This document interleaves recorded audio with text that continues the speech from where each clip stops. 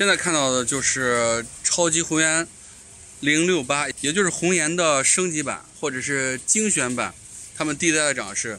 这个是用脱毒圆圆种苗的第一代孩子，也就是我们经常说的 F1代苗，他们结的果子啊，这已经是2茬果了啊，头茬果已经摘过了，现在已经是3月16号，已经摘过1、2茬果子了。现在他们的2茬、3茬的果子呢，还能有30、40克的这样的大果，所以现在这个草莓这个品种，包括它 F1代的表现是非常合适的。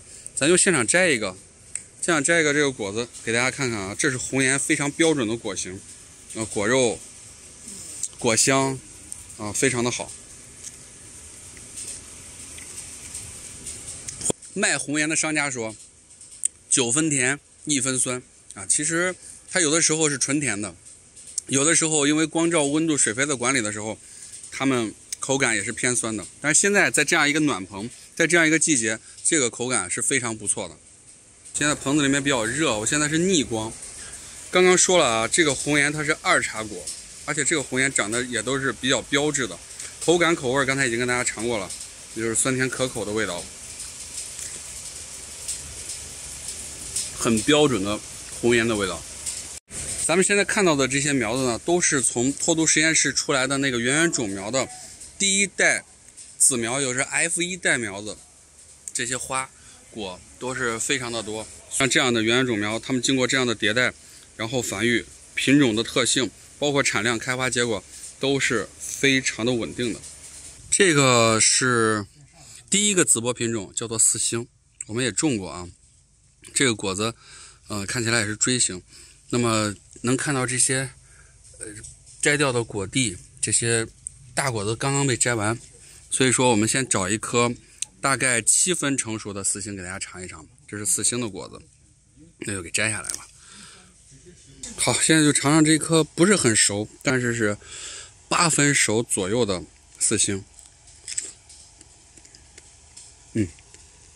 已经很甜了。虽然我刚吃过红颜啊，但是它现在口味也是酸甜可口的。果肉也是从外到内开始发红，红色的果肉。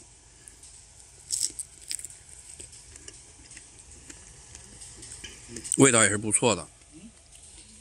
这就是四星的长势啊。这个品种呢是新的一个四季草莓品种，叫做波特拉。你看这个果子啊都很大，这花也特别大，萼片也特别的大。这边呢都一样啊，都这么大。你看这些果子，一个40克是有的。咱摘一个小一点的熟的尝尝吧，因为今天草莓也是吃不完。你看它的萼片有多大，花还在上面。然后这个果子稍微有点畸形，但是很大，30多克。看它的果肉怎么样？因为四季草莓我们知道啊，四季草莓它的口感是偏酸的，所以咱们现在看这个季节3月多份它的口感怎么样？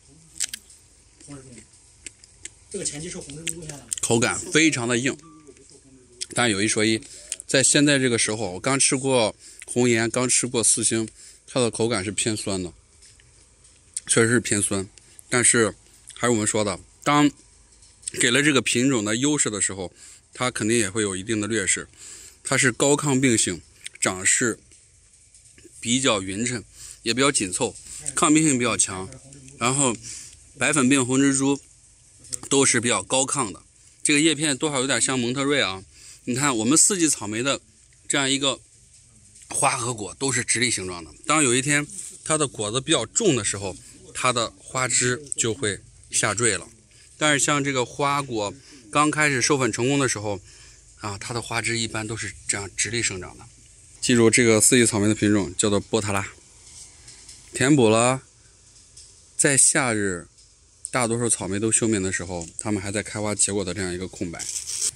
这果子真的是很大啊。